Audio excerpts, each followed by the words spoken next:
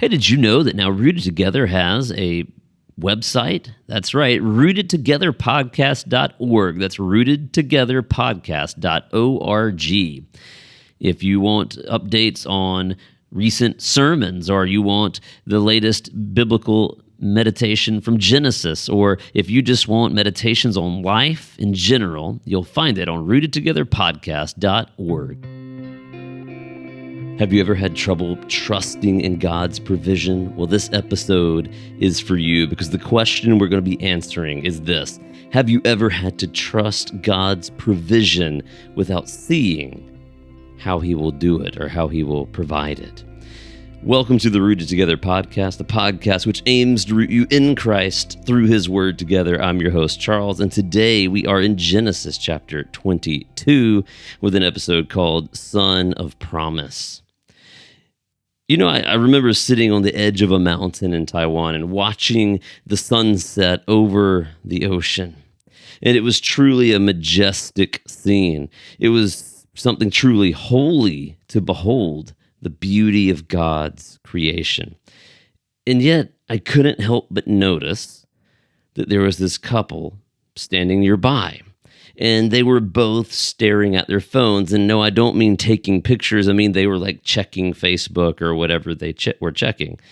And it amazed me that they could be in the presence of such a beautiful moment, the golden rays of the sun bouncing softly off the ocean. And yet they would completely miss it for something on their phone screens. They missed the sunset for something lesser. And if we're not careful, we can do this with chapters like Genesis chapter 22.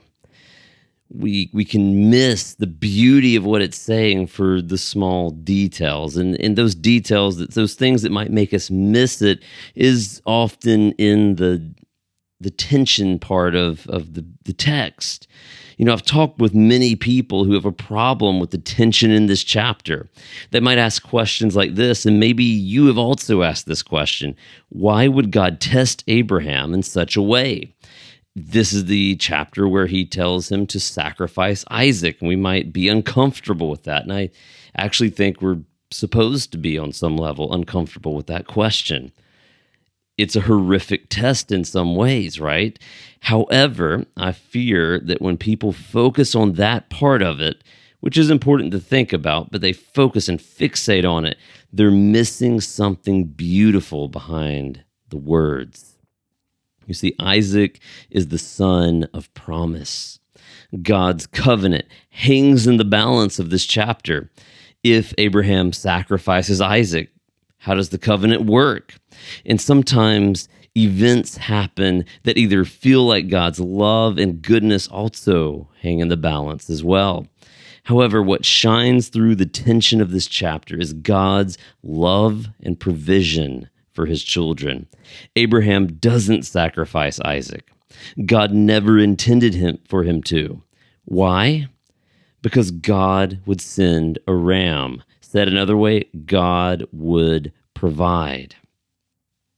This ram was a shadow that would be a shadow of a promise that would linger in the minds of His people for generations. And it is this: I will provide the sacrifice. The Lord provides His lamb to redeem His fallen children and bring them home. That is the main idea that drives this text, this idea of how will God provide? And we might struggle with that question even today, and I think Genesis chapter 22 is a good refocus for us. So let's jump into the text of it.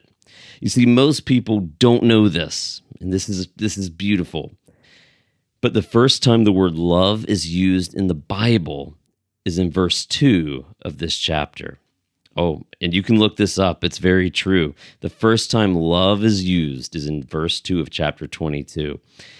This is the first time we see this word, and it's in the context of a father who loves a son. And if you don't see the reflection of the Father and the Son, God the Father and Jesus in that, oh man, you're missing something beautiful, even more beautiful than a sunset.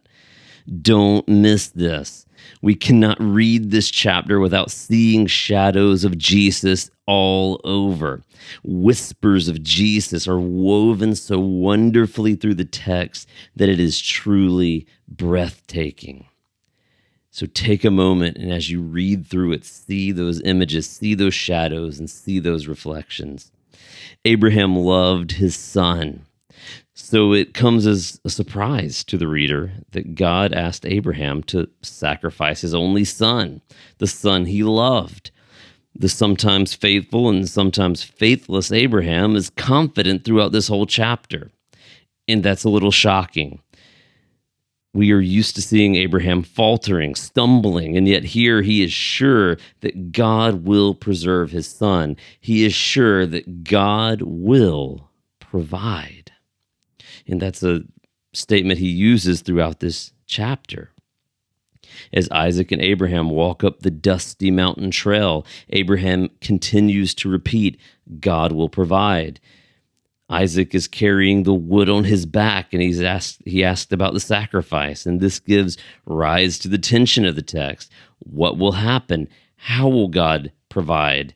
I mean, imagine being Isaac here, wondering, hearing his father say, God will provide, and you keep wondering, when will God provide? How do I know he will provide? Things get a little more tense when Abraham straps his son to the altar, and again, see it from Isaac's point of view. When will God provide? And interestingly enough, too, when you look at this text, Isaac doesn't fight or question his father. He believes that God will provide. He may have been asking the question internally, but the text seems to suggest that Isaac believes, just as Abraham does, that God will provide, or at least that he trusts his father that God will provide. And Abraham then raises his knife into the air, and a voice cracks through the air and says, "Stop." And he says, instead, God says, "Look over there. There's a ram caught in the thicket." And sure enough, there is. And it shows that God alone will provide the sacrifice for worship. When have you had to trust God's provision without seeing it yet? Because Abraham did, and that's, again, part of the tension of the text, is he raises the knife. I mean, he's going through with what God had asked him to do the whole time, thinking God will provide, and yet he couldn't see God's provision. He didn't walk up the mountain, see the ram, and then strap Isaac down and say, that ram's going to be it. He didn't see that. He just knows, I just have to do what God is saying. He will provide. And sure enough, at the last second, God provides. So when is the last time you've had to trust God's provision for something without seeing it yet? I had to do that, and I'll explain it really quick. When I moved to Taiwan, I ran out of money within my first 2 weeks there, and I was looking at least 3 days between when I ran out of money and my first paycheck. And I remember thinking, I don't know how I'm going to eat for 3 days. And of course, I would love to say I was like Abraham here, and I was like, God will provide. Unfortunately, I was more like Israel in the wilderness, complaining, God, you led me here to starve me. And yet, even as I couldn't see God's provision, even as I complained, my phone rang, and God provided through a friend who gave me rolls from Costco with salmon spread and peanut butter. And I ate that for breakfast, lunch, and dinner for about 2 days. God provided.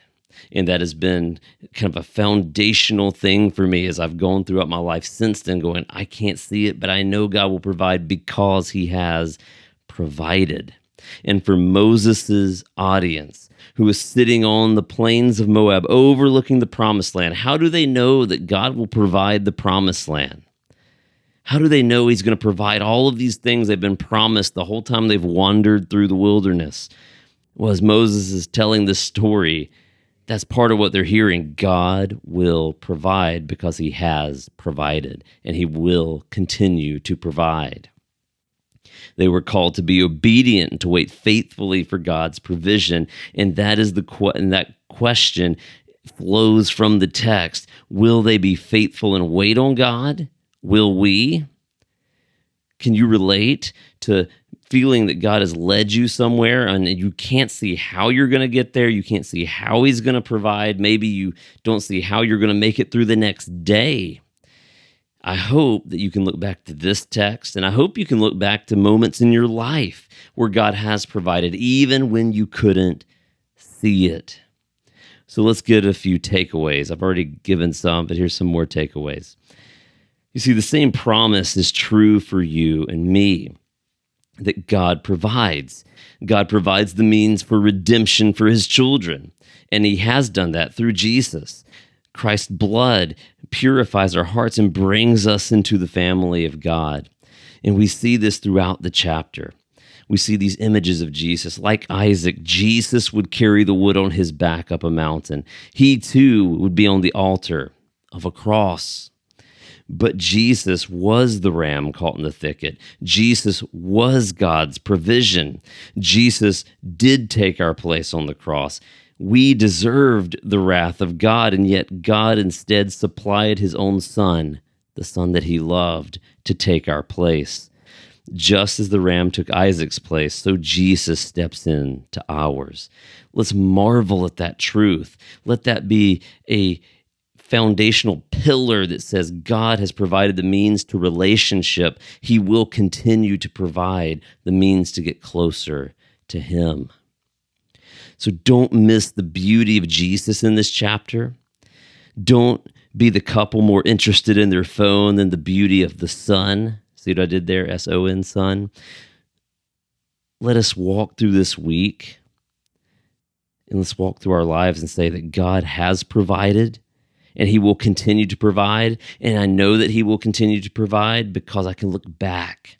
I can look back at this chapter. I can look back throughout the Old Testament. I can look back at the sacrifice of Jesus and how he supplied for the early church. I can look back at my own life and see that God has provided.